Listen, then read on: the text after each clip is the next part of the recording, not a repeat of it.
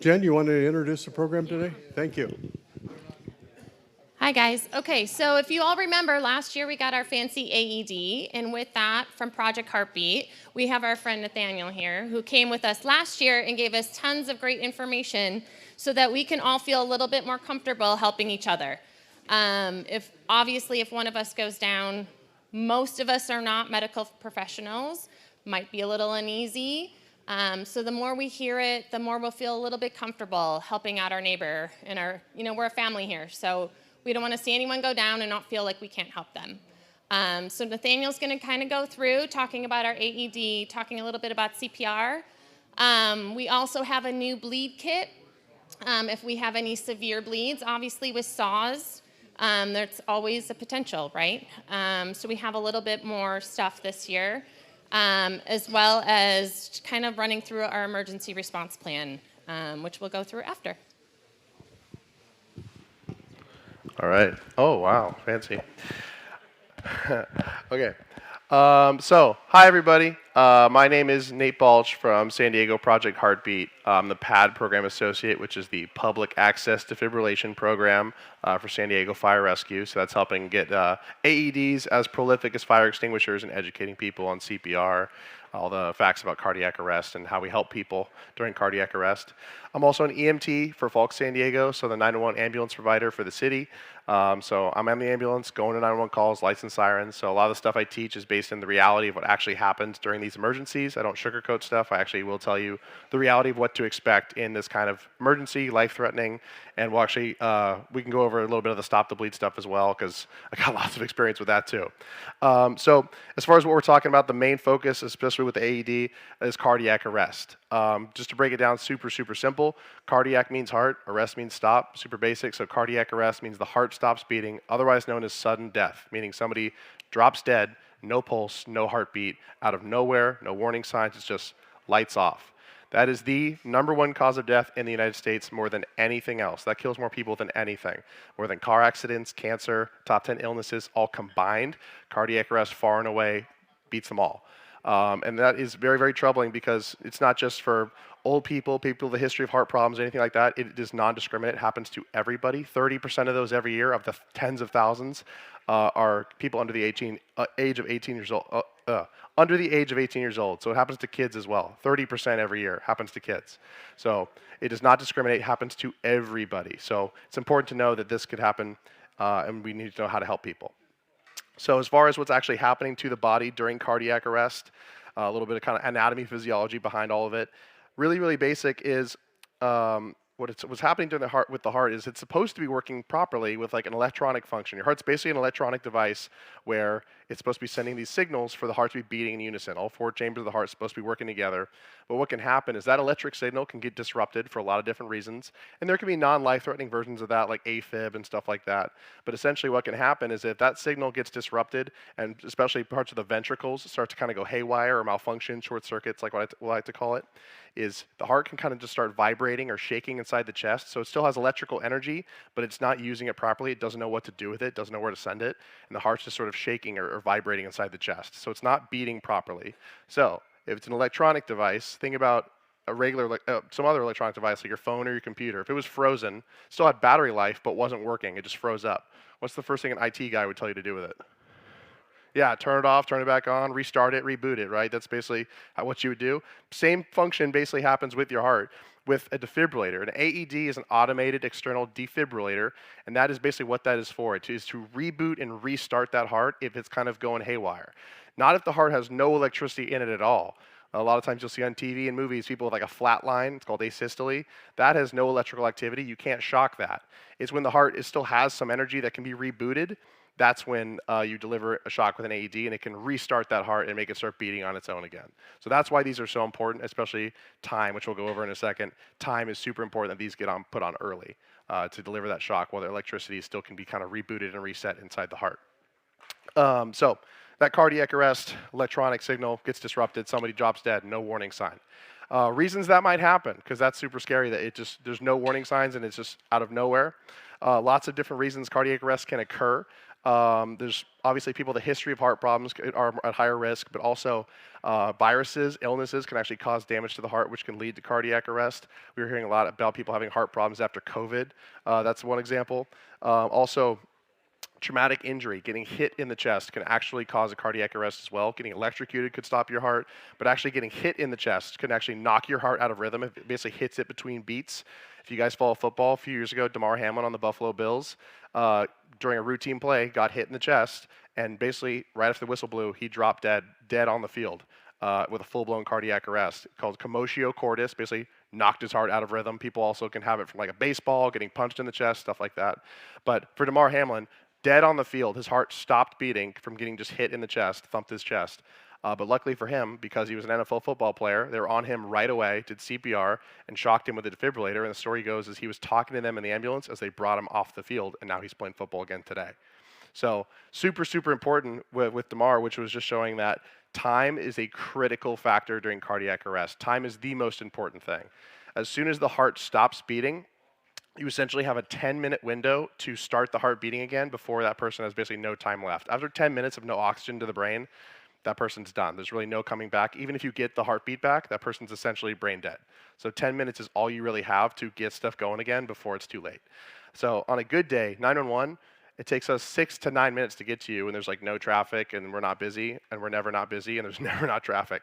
So we want you to call 911, absolutely, because obviously you want us to show up, but it's not just call 911. CPR needs to be started before we get there in order for people to actually survive. Because especially if you just find somebody, you don't know how long that person's been down. Their time could be running out very quickly, so that CPR needs to start in order to keep them alive. CPR is manual life support. That is manual life support. And if you don't do it or you stop doing it, you're pulling the plug on their life support and that person's going to die.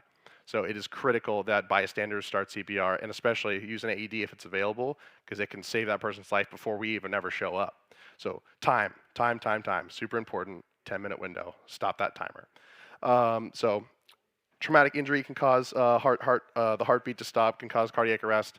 One other thing is a heart attack, right? A lot of people think a heart attack and a cardiac arrest is the same thing, or they hear someone had a heart attack and think that they just dropped dead or something. Different things. And the biggest thing is a heart attack has warning signs. There's symptoms of a heart attack, right? What's the number one sign of a heart attack? Chest pain, right? That, man, my chest really hurts. It's like there's an elephant sitting on my chest. It's just not going away. Man, something's really, really wrong. That symptom of overwhelming sense of impending doom, chest pain, crushing chest pressure, sharp chest pain, difficulty breathing, lightheadedness, dizziness, all those things can happen. Also, it can be numbness or tingling down your left side or either side, but oftentimes left side, down your jaw, down the arm, down the leg, kind of like it's falling asleep almost, that kind of feeling. It can even be upper back pain, like between your shoulder blades, which means it's the rear of your heart, which is having the issue, or even upper stomach pain that feels like you just ate a bunch of Mexican food. It's just not going away, like heartburn almost. So don't think you're having a heart attack every time that you don't take a Tums or something. But those symptoms can be very, very easy to miss. People walk off heart attacks all the time and don't even know that they're having them, or are very cavalier about it and go, it's fine, it went away. Because what a heart attack is it's not an electrical issue with the heart where stuff just turns off. It's a plumbing issue. It's the flow of the blood is not getting to the heart properly because of a blockage and arteries clogged up, stuff like that. So essentially what a heart attack is in the medical terminology is a myocardial infarction, which means heart muscle death due to lack of oxygen.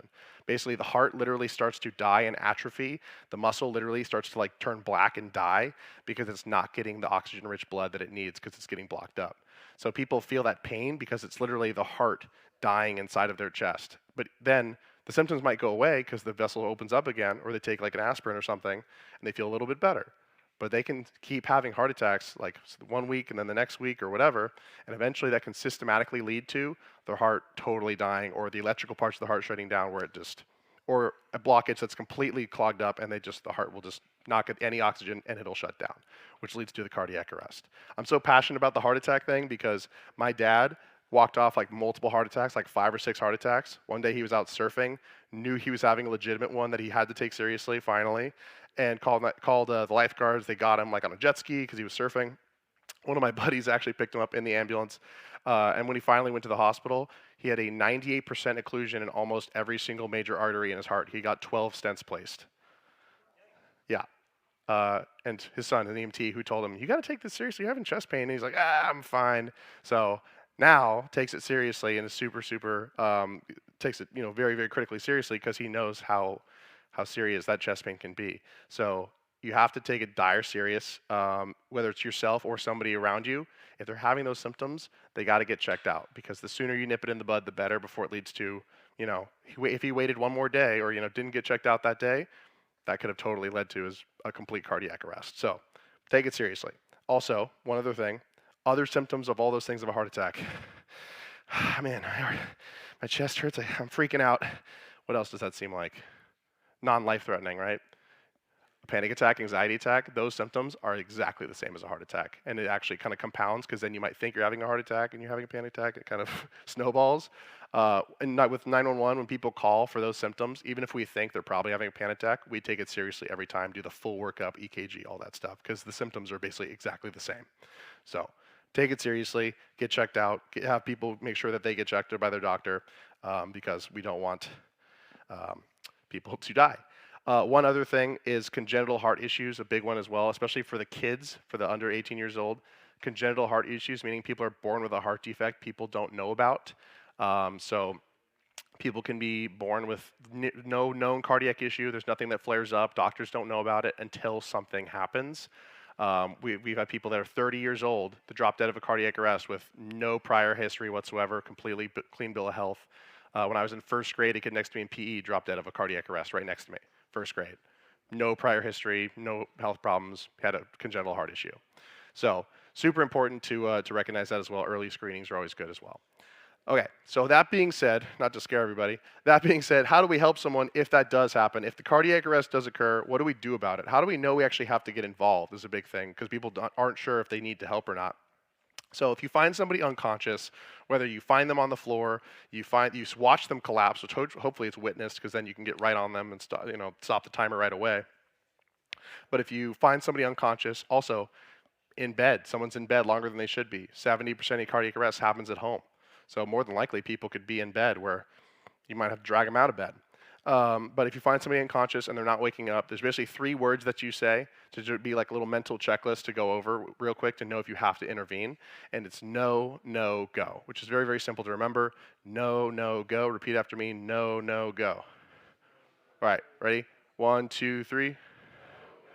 Fabulous. All right, so no, no, go is basically just really quick. If I don't have this, I don't have this. No, no. Time to start doing something. Time to go. Time to act. So that first no, you find somebody unconscious. If you want to do the overhead, you can. For my dummy here. Oh, awesome. Cool.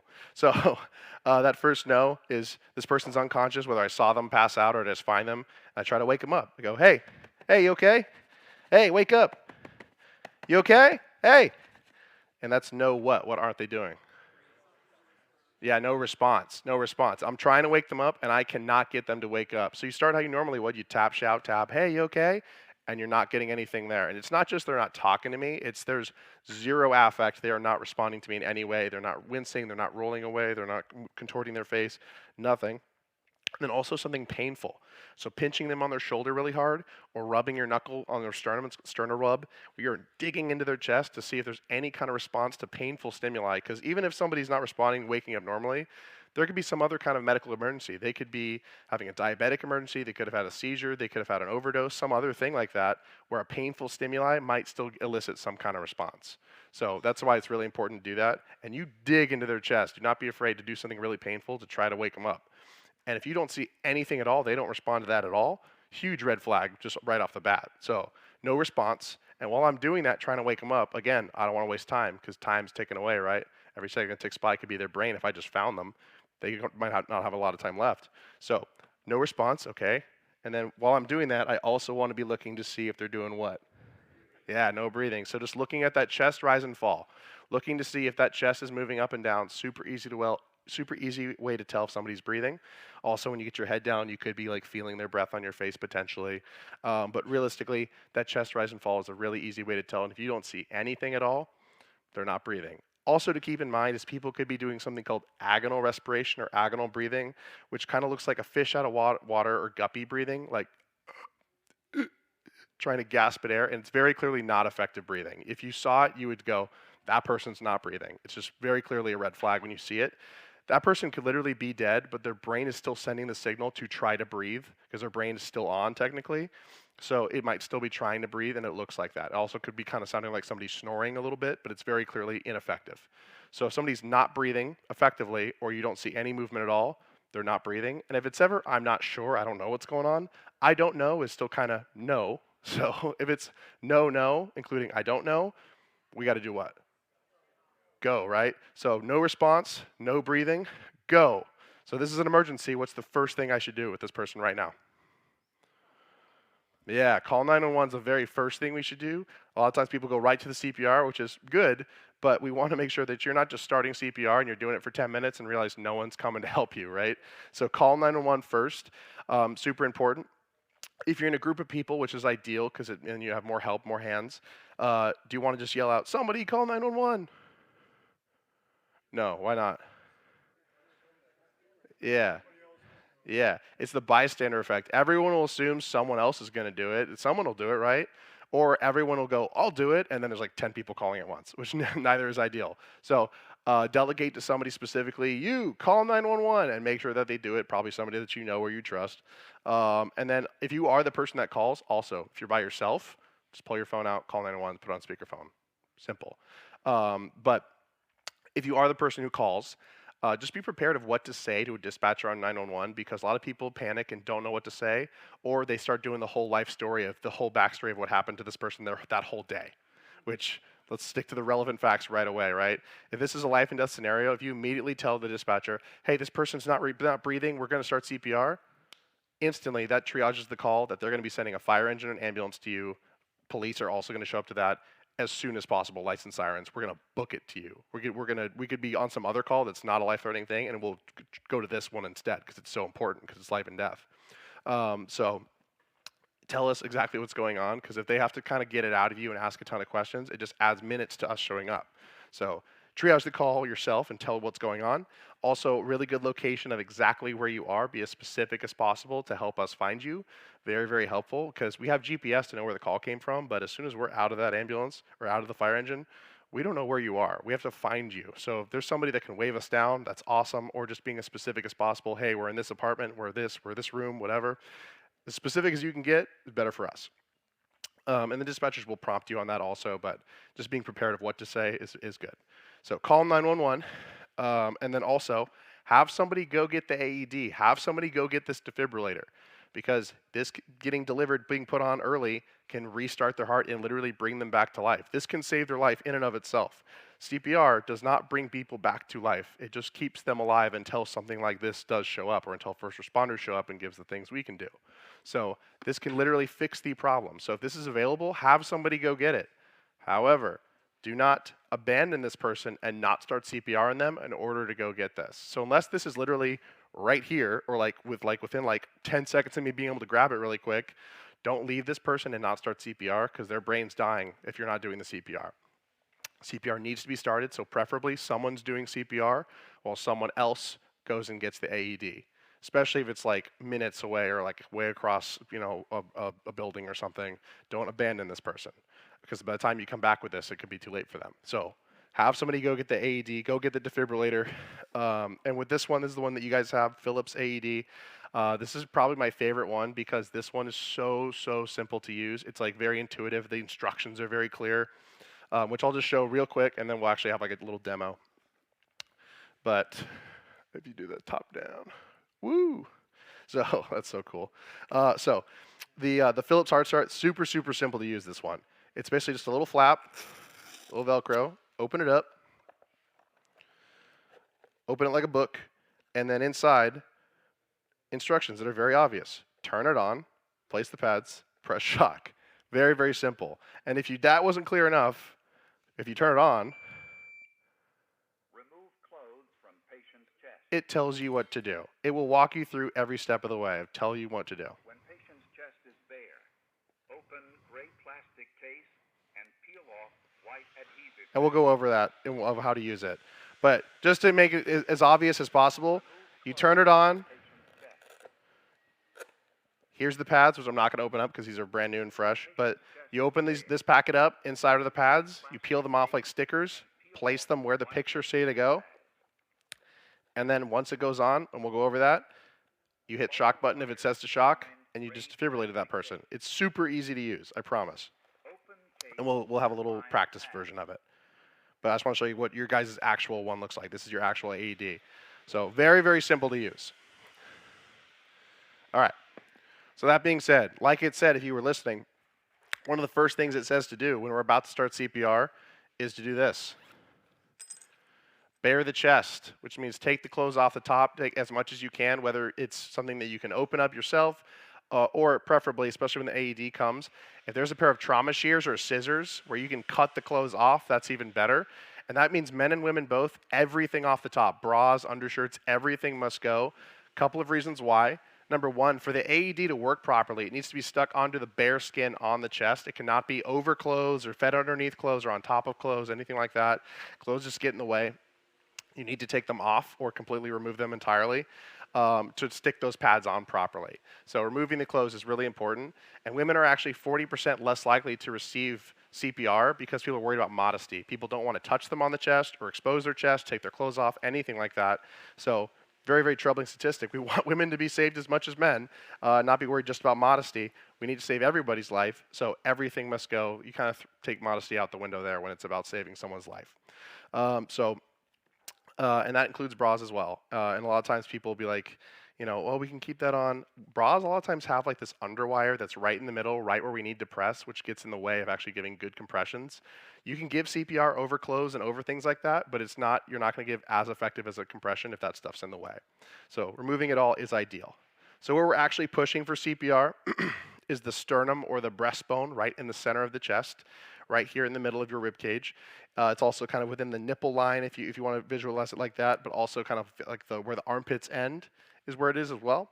So the sternum or the breastbone, and also if you kind of like measure it up, what we push with is the heel of our palm. That's what you actually are driving through when you're giving good CPR. And that's about the same size as the sternum. They kind of match up. So that's what I'm pushing with. It's what I push on. They're made for each other. They match up. That's where you push. So right there on the sternum or the breastbone is where we're driving with our hands. And I'll come down here to show you guys some good CPR. So as far as how we're actually giving it, ideally you want to be on the ground, on the floor, kneeling next to them, parallel like this. You don't want to be straddling them either way because you don't want to be sitting on them like that, especially if they wake up. Not ideal. But kneeling next to them is what you like to do, what you preferably would want to do. And if somebody is in a bed, you don't want to give CPR in a bed because one, the leverage of being up on a surface is hard, but also in a bed, right? The bed's going down with you. So you have to drag somebody out of bed if they are in a bed when this happens. But if someone's on the ground, move them to a workable space where you have room to be working on them, preferably. And when you're kneeling down next to them, you don't want to be kneeling like this, where it's comfortable to kind of sit back on your haunches, on your heels, because it's comfortable to kneel like that. But when you're kneeling like that, you're kind of hunched over, and you're driving at an angle when you're pushing on CPR, and it's not effective. You're pushing at a weird angle. We have to be driving straight down when we're giving CPR. So ideally, you want to kind of be up on your knees, like you can almost walk on your knees, and you lean forward where your hands are pushing on that center of the chest, right? And how we actually have our hands is your dominant hand out in front of you.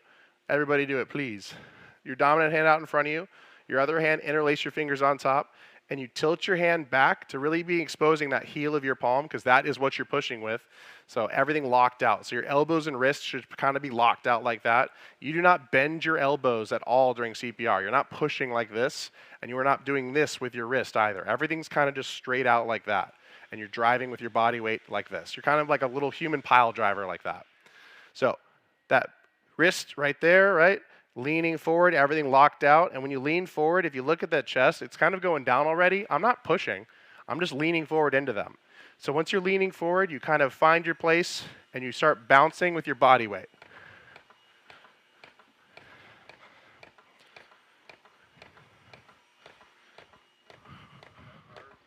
Oh, yeah. And if you look on this mannequin, if you can tell, there's some lights that come on when you're doing proper CPR. Do people have that telling you that you're doing good CPR? Oh man, I wish they did. That'd be helpful.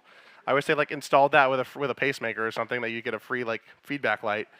Yeah, 2 for 1. No, so how do we know we're giving good CPR? How do you know you're going hard enough is a big thing. One of the things I said about reality check of what actually happens during CPR, I'll level with you guys. CPR is very traumatic. It's something that's very, very traumatic, and you don't really do to a conscious living person because it's very painful and can hurt somebody potentially. It can injure someone if they don't need it. CPR is pushing through their whole rib cage. So when you are pushing on someone's chest, giving good CPR, their ribs are going to crack and crunch and sound like the chiropractor. It's going to be a hollow, crunching sound. That's really good feedback you want to hear. You need to hear that. If you don't hear that crunch, it means you are not pushing hard enough. You need to push through. Because if you're thinking about x-ray vision, right, you're pushing through all the muscle, their skin, their bones, their whole chest wall to get through all of that to be squeezing the organ of their heart inside of their chest and be squishing it down to squish blood out of it, coming up, letting it fully recoil to let it fill up with blood, and then doing it again and again, squishing the heart, squeezing the heart to be manually pushing it and thumping it. So if you're just kind of lightly pushing on their chest to not hurt them, you're giving them a massage. You're not actually giving them CPR. So you have to be driving through that whole chest wall. So it is traumatic. And if they're worried about hurting somebody, what if I break their ribs and stuff like that?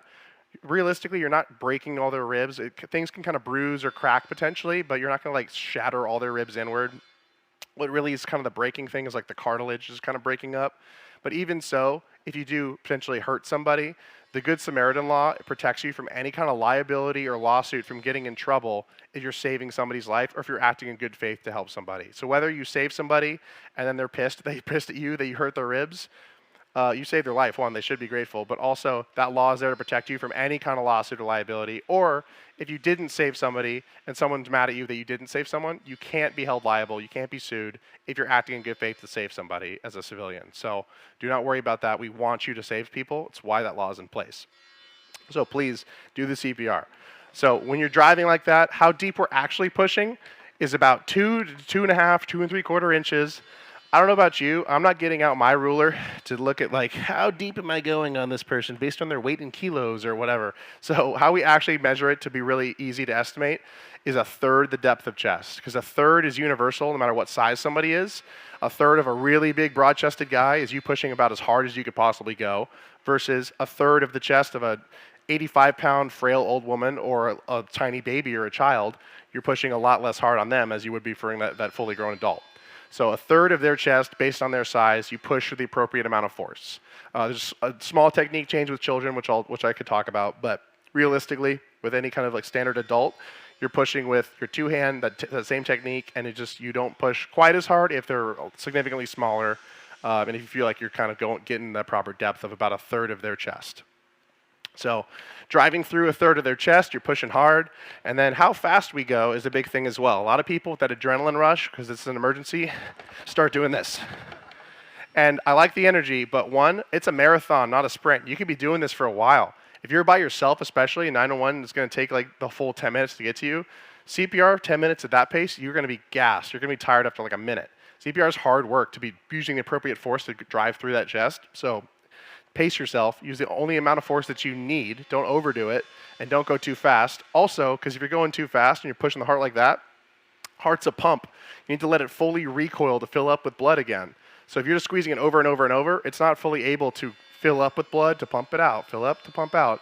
So you can't squeeze it that much. It needs to get a second to actually work as a pump. So going a beat of about 100 to 120 beats a minute, or that classic, right? Staying alive, that ha, ha, ha, ha, staying alive, staying alive. Not just because it's a really optimistic song title, which it is, but also that beat is right at that 100 to 120 tempo. And basically every top 100 pop song ever is around 100 to 120 beats a minute. So it's whatever suits your fancy as far as your music tastes. You guys probably all know Staying Alive, but for like younger kids, it was like Baby Shark or that like a K-pop Demon Hunter song, Golden, or Kendrick Lamar, They Not Like Us, Pink Pony Club, all the like these modern songs. You know, if you really like the person Staying Alive, if you know it's somebody you're not really optimistic about, you could do Another One Bites the Dust. That's a good beat too. Little less optimistic, but that 100 to 120 beats a minute tempo It's just what you want to stay at. And you can hum that song in your head if you need to stay on that beat. I mean, whatever works. But you want to try to keep that as much as possible. Good news is the AEDs, once you have them on, actually will start a metronome after the first shock, so it'll start a tick, so you don't have to be singing if you don't want to. But don't be ashamed to, because when I was a brand new EMT, I was singing it under my breath in front of firefighters, and I was giving great CPR. So don't be afraid to do it if you need to. So that all being said, have I mentioned giving rescue breaths at all, mouth to mouth? There's a reason I haven't, because we don't really recommend it very much anymore for a few reasons. Number one is if this is a stranger, you don't know what cooties this person has. I don't want to put my mouth on their mouth because God knows what they have. Yikes, just for that period. Especially after COVID, there's a lot of like hesitation with doing mouth to mouth in general. But for a lot of other reasons, the other thing is when you're pushing on someone's chest, think about this person just ate lunch right before they had this cardiac arrest. We're shoving on their chest. What do you think is going to happen? Yeah, their lunch is going to come up. Vomit is a very common thing during cardiac arrest, during CPR. People's lunch just comes out. It doesn't mean they have a gag reflex that they're throwing up. It means you are pushing it out of them. You're pumping it out. Very, very common. Also, blood, all kinds of other stuff can come out. So that's one thing. It's like, don't want to put my mouth on that either.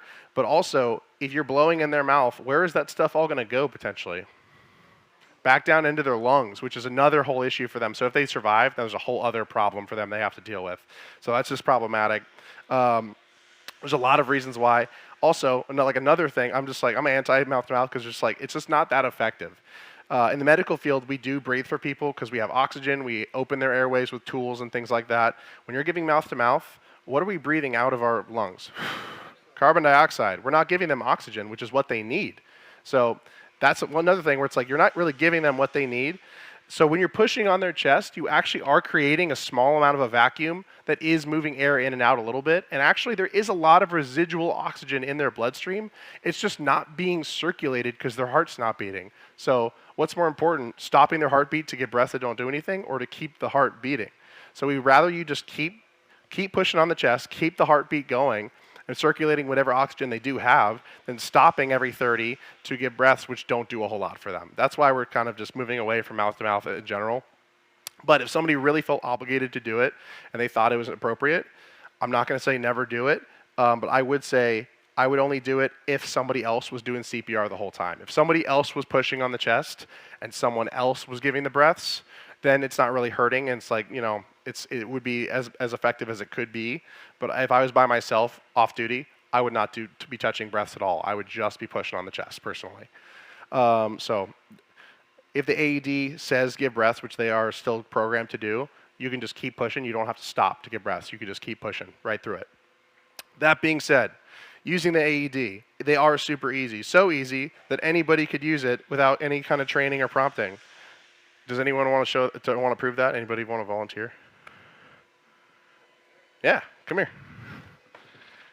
Take your bag off. You're going to be working. Yes, sir.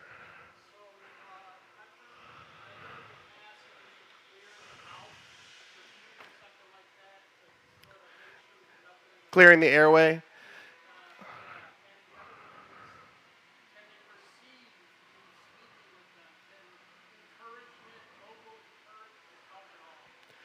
I mean, I've heard the stories of people were able to still hear things even when they were like in a coma state or in a cardiac arrest potentially. But I wouldn't do verbal encouragement alone. But I would say it doesn't hurt. There's a thing with like our professionalism is we make sure we're not saying anything inappropriate about that person because they could be hearing us even if they're super out of it. So there is that, but I wouldn't be focused as much on that. As far as clearing the airway, if there's some obvious airway obstruction, like there's something sticking, like a piece of steak sticking out of their mouth, you could grab that, but we don't recommend people kind of blindly finger sweep and try to dig something out, like say your dog got into the trash, like, what did you get? And you try to like dig your finger into their mouth. Don't do that to people, because especially if they're in a cardiac arrest, they could be having something called still a bite reflex, where they could, if you dig your finger in their mouth, they could clamp down and then get lockjaw and literally lock down and bite your finger off almost. We've had to basically crowbar people's mouths open with our laryngoscope intubation tools because people are so locked up. So I don't recommend too much of the digging into the airway, but if there's an obvious obstruction that you can see, you could grab it. But the airway isn't as much the priority as the circulation, as the heartbeat is. So that's the main priority, especially during the cardiac arrest. That's a great question, though.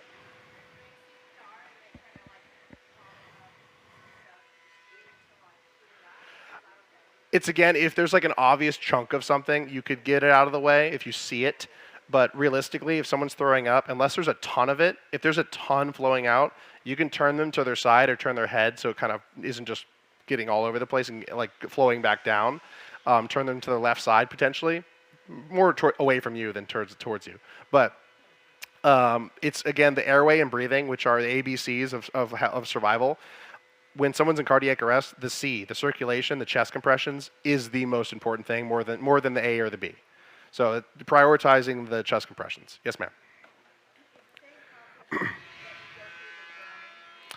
But basically, yeah. The only difference is the breathing with the mouth to mouth is a little more important with drowning, just because that breath could get the water out of their lungs. So it's not giving them oxygen that they need for their brain, but that air can kind of displace water if they inhaled water. So that's the one time where the breaths, like lifeguards still prioritize breaths a lot, because if it's a drowning, then that breath could displace water. But if that person is unconscious and entirely from a drowning, we still recommend CPR. Same thing if somebody goes unconscious from choking. We recommend CPR. Even if they still have a heartbeat, CPR is still recommended because it's kind of prophylactic, keeping things going, because if you stop breathing, what's the next thing to stop?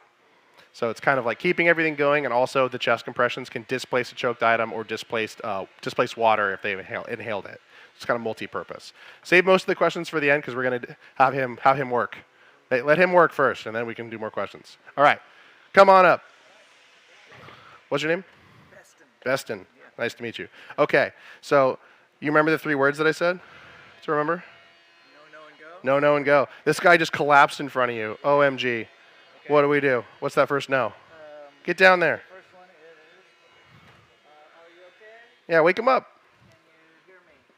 And I give a little squeeze on That's not very, I wouldn't wake up to that. I'm a heavy sleeper. I gotta yell. I'm a heavy sleeper. Yeah, wake him up. Hello?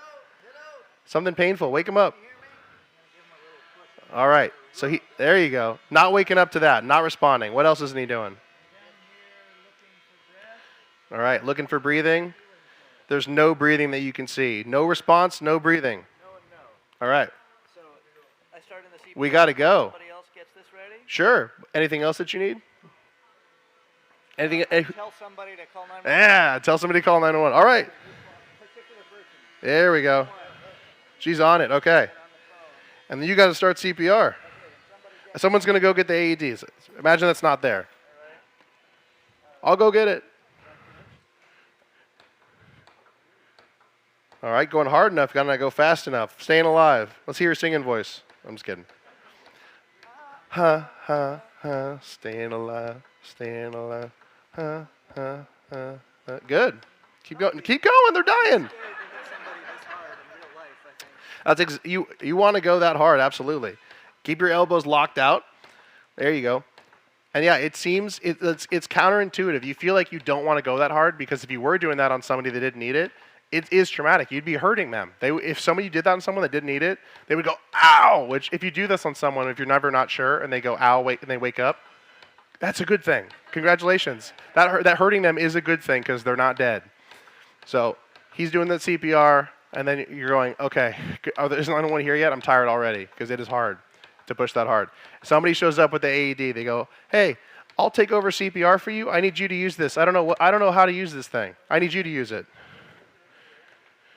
Preferably, somebody should do CPR while they do this, but if not, you could just do it without CPR for a minute. So what's the first thing you got to do with it? Maybe hit the green button. Turn it on. There you go. All right, let's see. If the patient is a child, press the child button. Okay, I'm not gonna press the child. don't. Remove clothing from the patient's chest. All right, this guy was naked already. Open packet and apply pads onto patient's bare skin. Open that up. I've got this. And then there's basically Apply pads as shown in the pictures. Okay, this one goes. Open packet and apply pads onto patient's bare skin. Press pads firmly on skin. And this one goes. Apply pads as shown in the pictures. Bring it around Apply pads as shown in the pictures. Do not touch the patient. So at this point, it says do not touch, analyzing. It's reading the heart and taking an EKG. You don't touch. And if it says shock advised, everybody clear. So you go hands up, you go clear, I'm clear, you're clear. Hit the shock button. That shock gets delivered, and they actually will thump from getting shocked. And as soon as that shock gets delivered, you get right back on CPR, because that whole time you weren't doing it. And the reason we do start CPR is because that shock does not guarantee that they're just going to come back like that. They're not just going to wake up and go, I'm alive. TV lied to you. It's not how it works. So you got to get right back on CPR. If it says give 2 breaths, do I stop? Just keep pushing. Exactly. And then now that I've delivered a shock, what should I be kind of looking out for this person?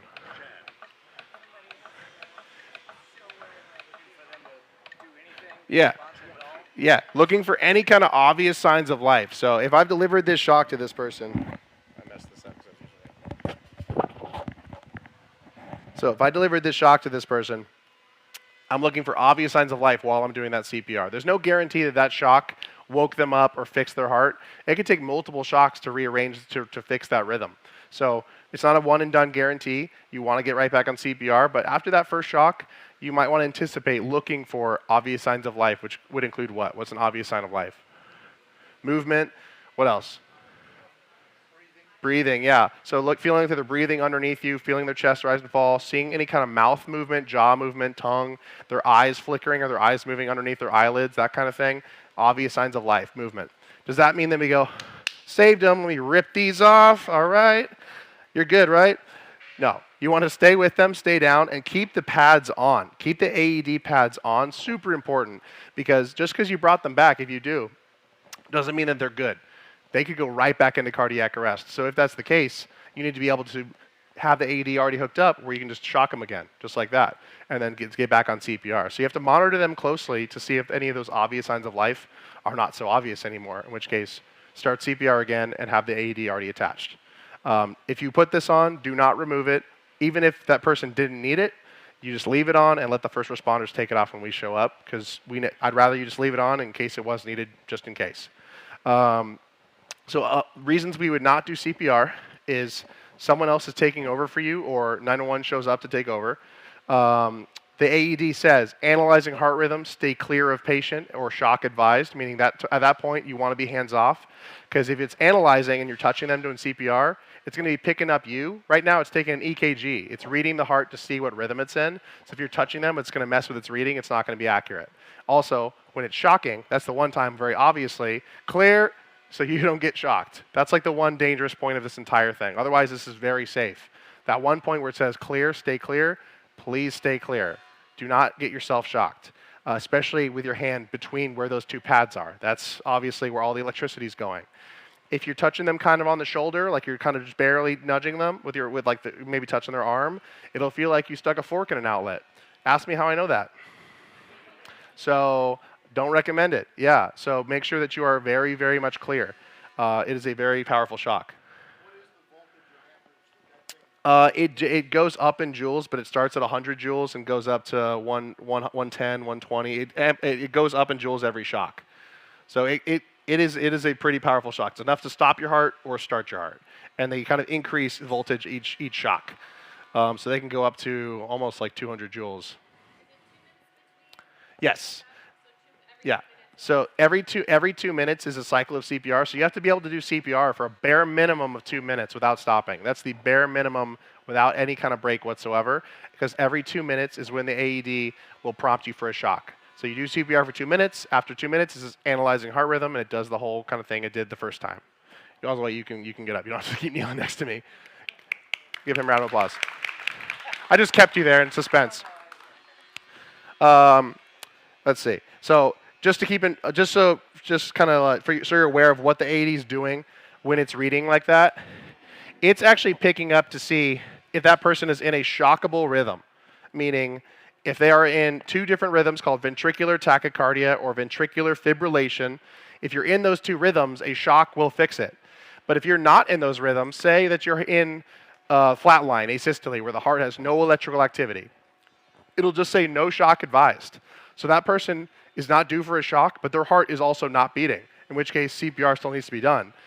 However, the AED could be reading like that, and it could also say, analyzing heart rhythm, no shock advised, and that person could have a pulse.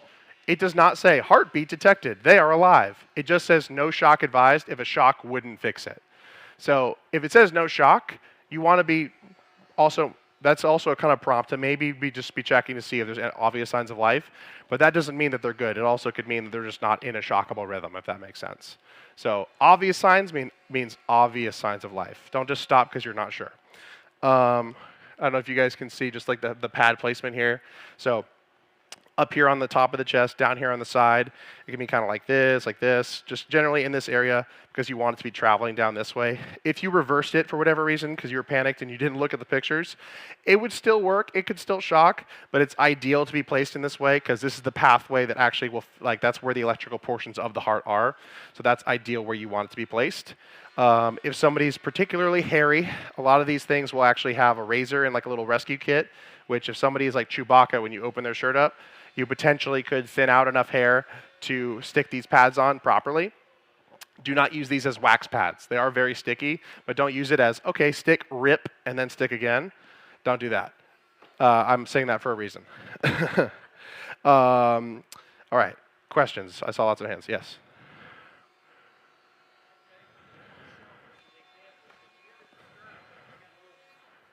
Uh-huh.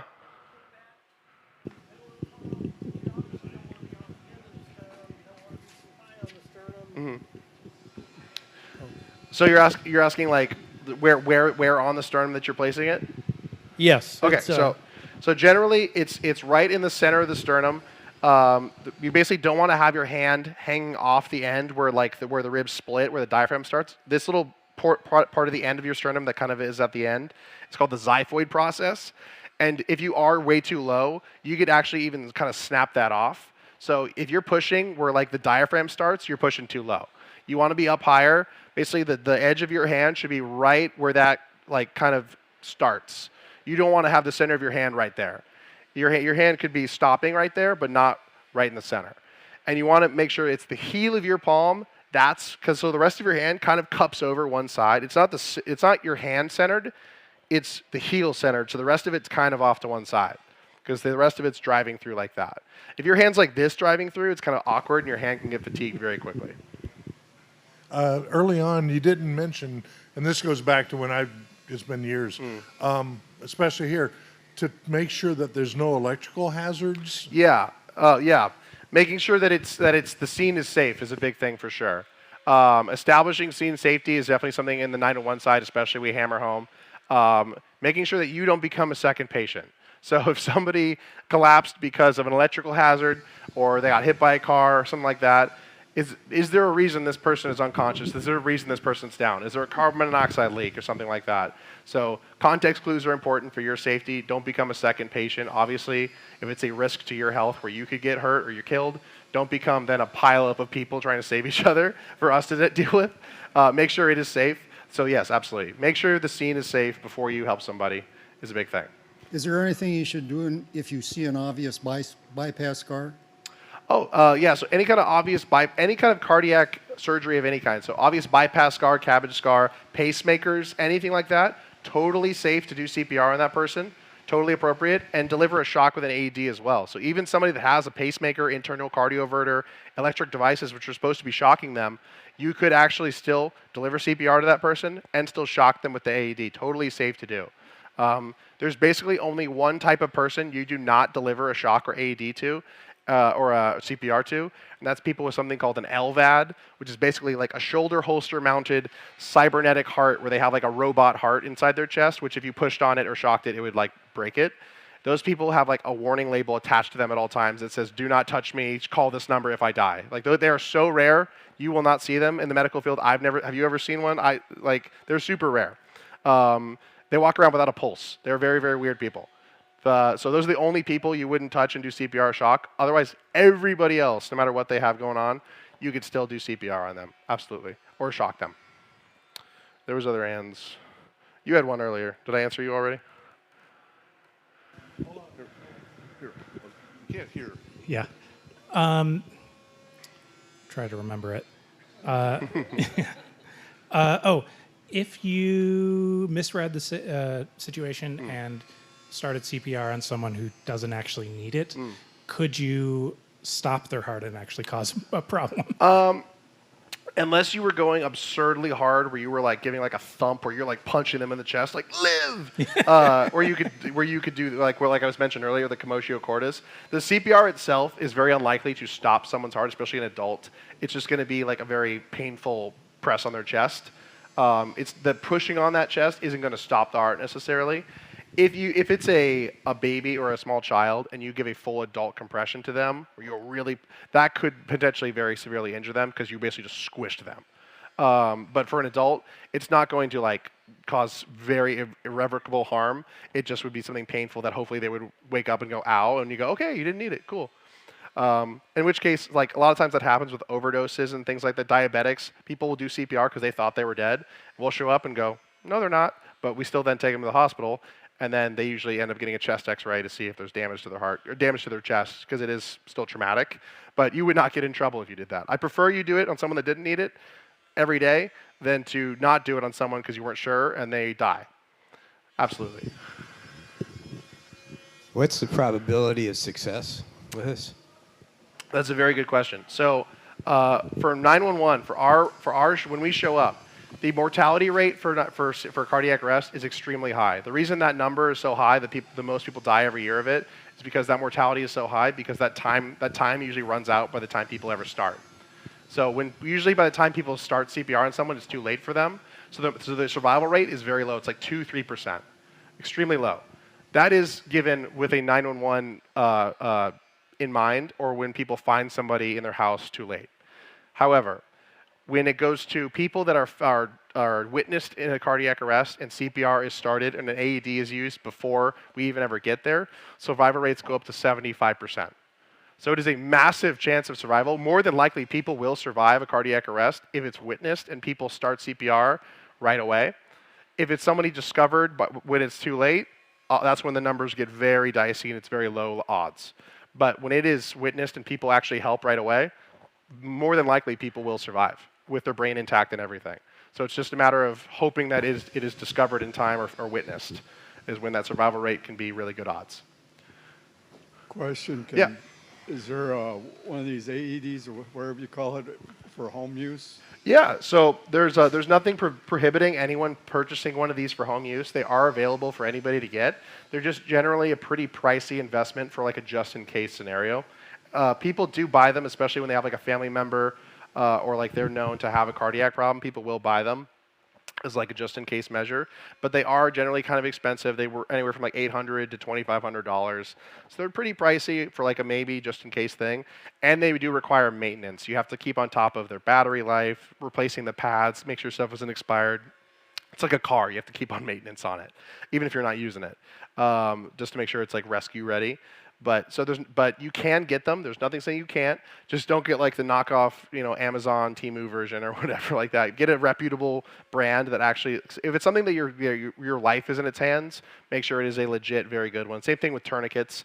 There's knockoff plastic ones online, which if you use that windlass, it would just snap off.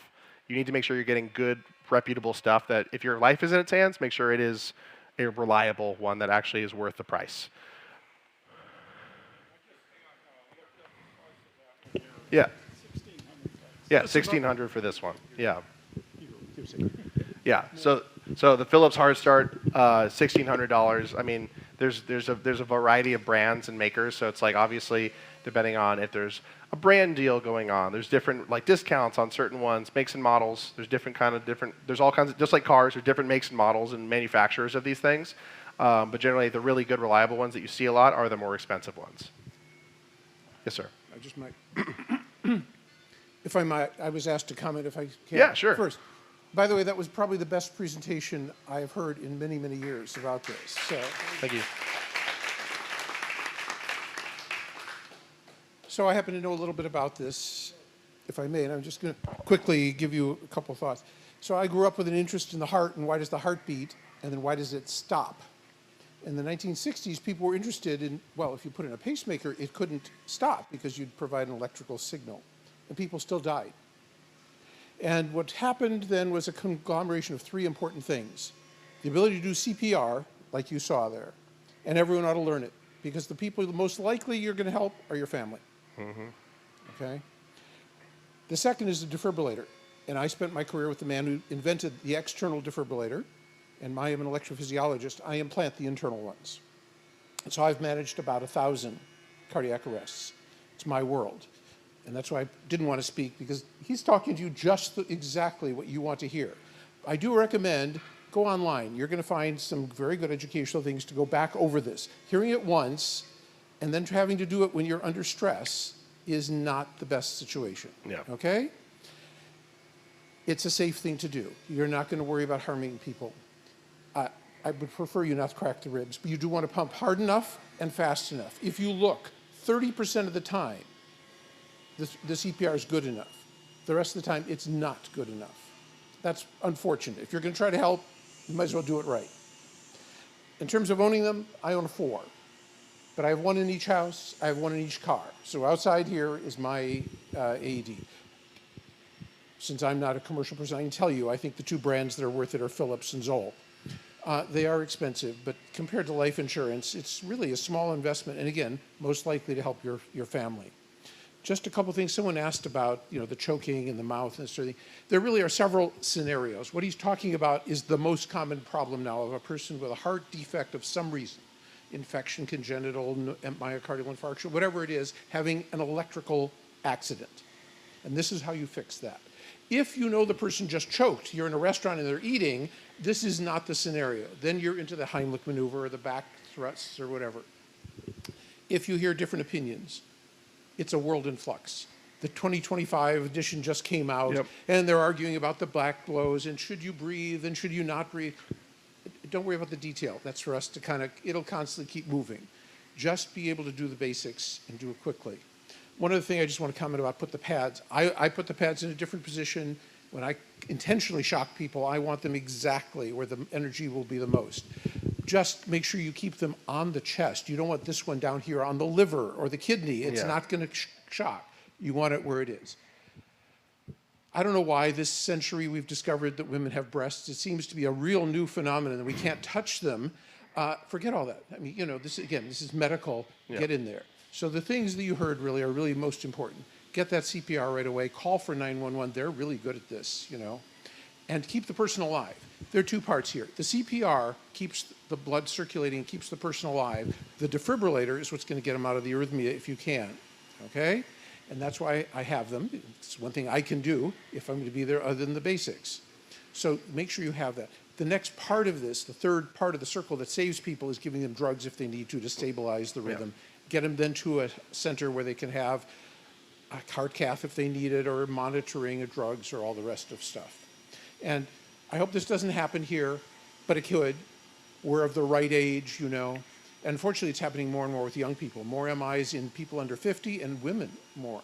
3 times as many over the last couple of years. So it's a real concern. It can be anybody. And the issue is, don't just stand there. This is your chance to do something really important, and as long as you're comfortable with it. So sorry to interfere. I wanted to wait till the end, and I hope you just emphasize some of those things. Thanks. I appreciate it. I don't know if we're running up to the end of this talk, but if you want to do just a quick once-over of the Stop the Bleed Sure. stuff, I think that'd be awesome. And I would love to. Stop the Bleed kit is in the AED folder out here. We have a video that we can watch, but sorry, the saws are loud. Okay, sorry. Our Stop the Bleed kit is actually in the AED case, right where the first aid stuff is. We thought that was an easy place since it's more the emergency, severe emergency spot that we've put it right now. We're going to rebuild the first aid kit, so it may move over there, but right now it's with the AED.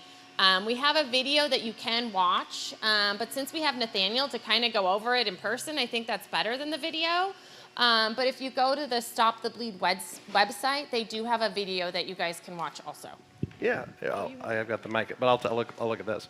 So, Stop the Bleed. to put it in like the simplest layman's terms possible, I mean, it's the stuff we teach like new EMTs. Put the white stuff on the red stuff until the red stuff stops. That's the really basic part of it. Essentially, if there's an uncontrolled bleed, meaning this person is having continuous blood flow, especially if it's bright red blood pumping, where it's like actually like shooting out of somebody, you're suspecting it might be an arterial bleed, where you actually see it like flying out of somebody, shooting out. That's where it's like a significant severe bleed, where a stop the bleed kit comes into play. So in this kit specifically, you guys have tourniquets, chest seals, compressed gauze, trauma dressings, shears, which are the scissors that can cut the clothes off, emergency blankets, gloves, and a Sharpie. So the reason the other stuff is in there, shears, if there's any kind of bleed at all, you don't want to be working around, just like with the AED, you don't want to be working around clothes. You want to just cut whatever that affected area is, cut the clothes off around it so you can see what you're working with. Emergency blanket, that's for treating shock.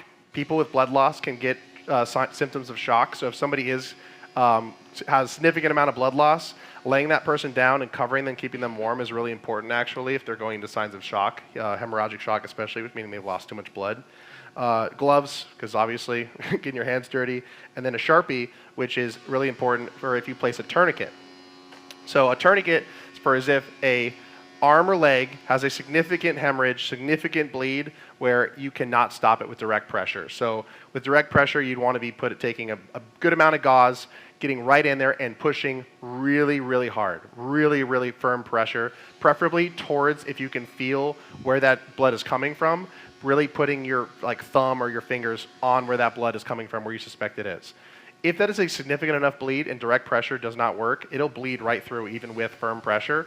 That is okay, huge red flag. So after 2 minutes of direct pressure, about 2 minutes, if it's bleeding through that gauze, that bleed is not going to stop with pressure, and that person could just end up bleeding out if you just keep doing that. So you could do packing gauze, where you actually are shoving stuff inside. That's like my last resort as far as what I do with being a first responder with bleeds, because that's more invasive and it's more of a problem. They have to take that stuff out of that person.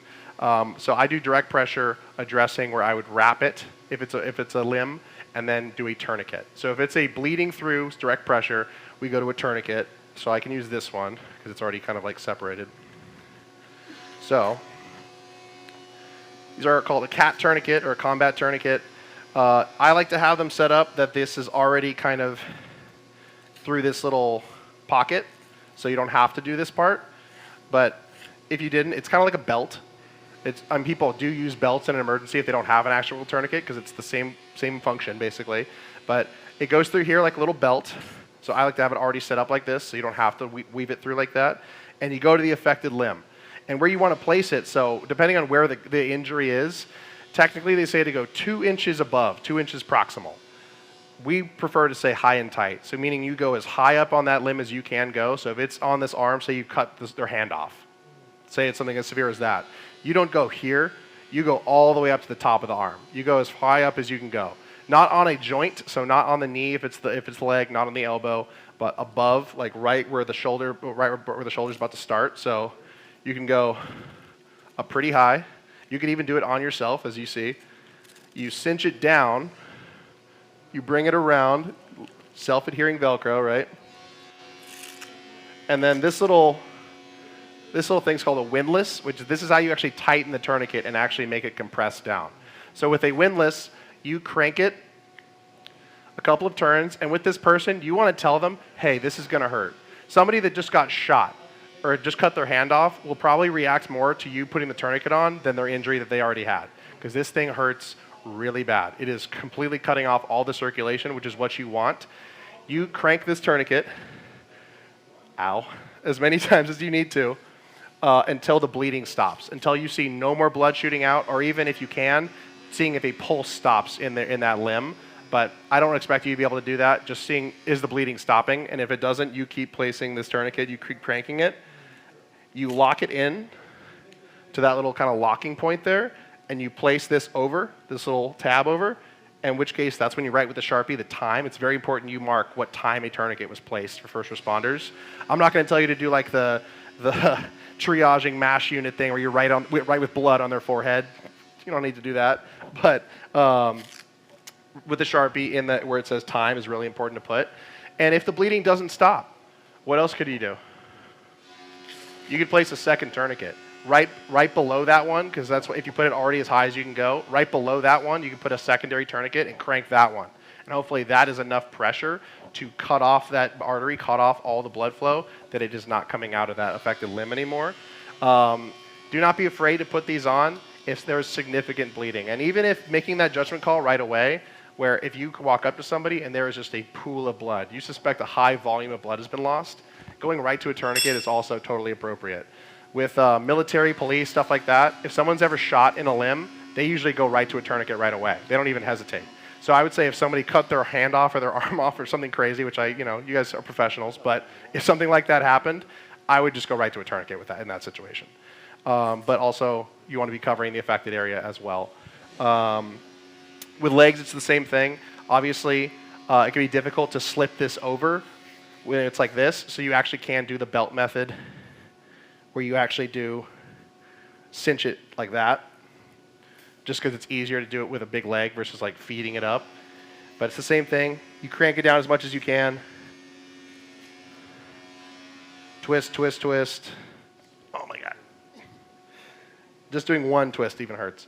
And then marking the time. So it's the same thing, but very, very important to do, because that is a #1 lifesaver. People can bleed out very, very quickly.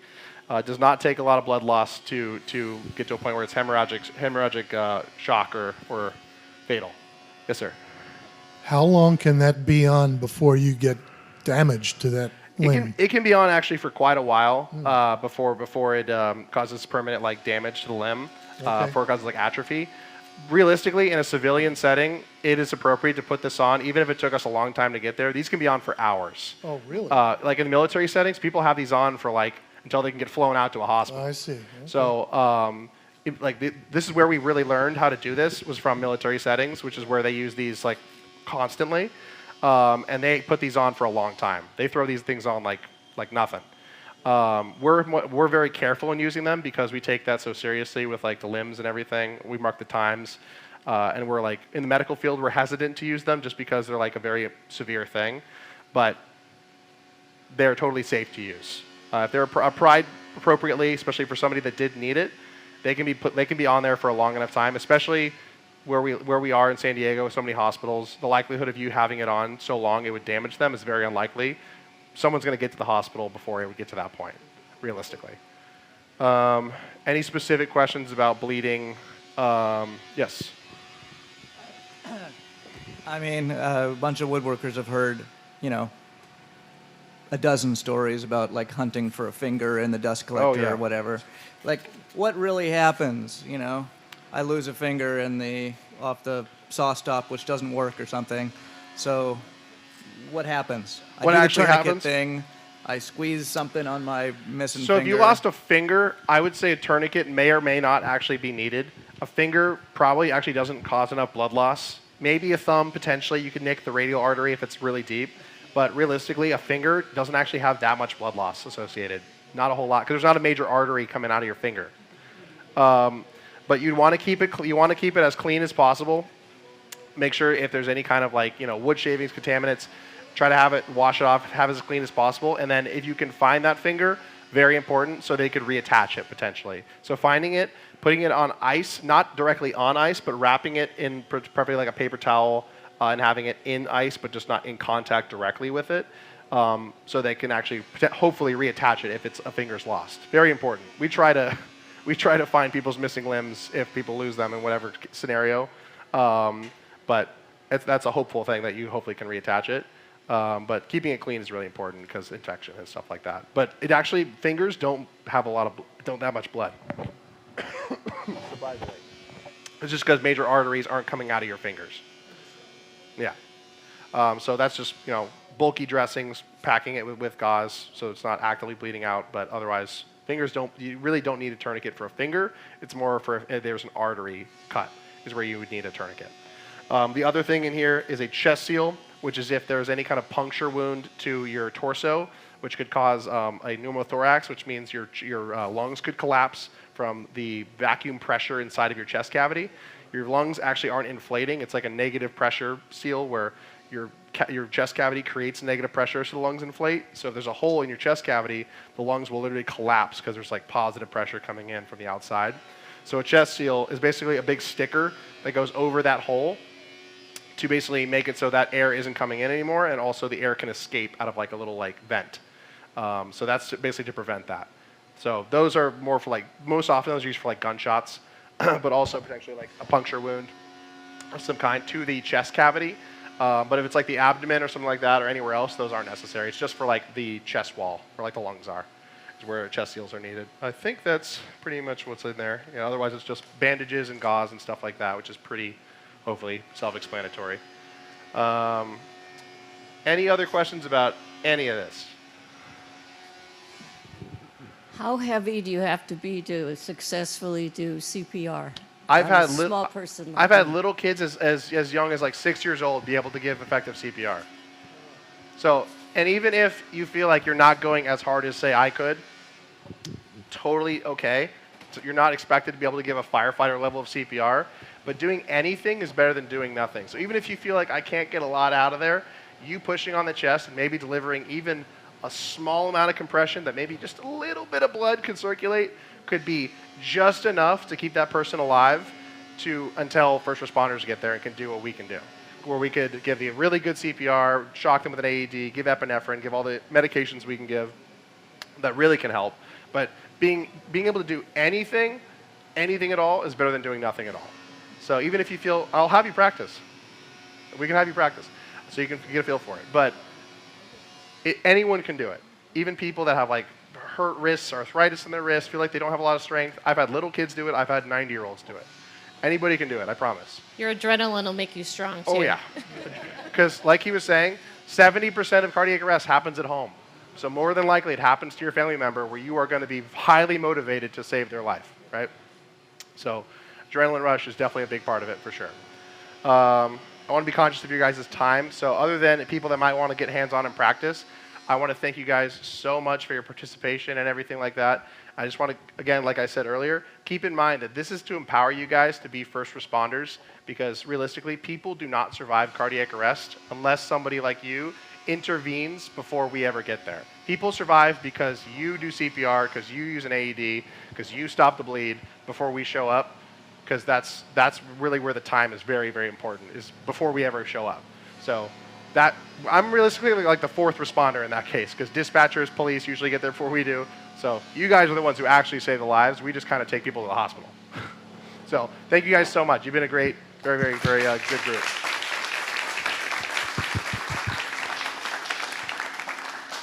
Okay, so if anyone wants to practice with Nathaniel, he's got a couple mannequins for you to practice on. Real quick, before we go though, one of the other safety things we wanted to talk about was just like where the fire extinguishers are. Familiarize yourself as you're walking around the shop, figure out where those are, and review our safety protocol. So basically, Nathaniel covered the major stuff, right? Like if someone's injured, what do you do with them?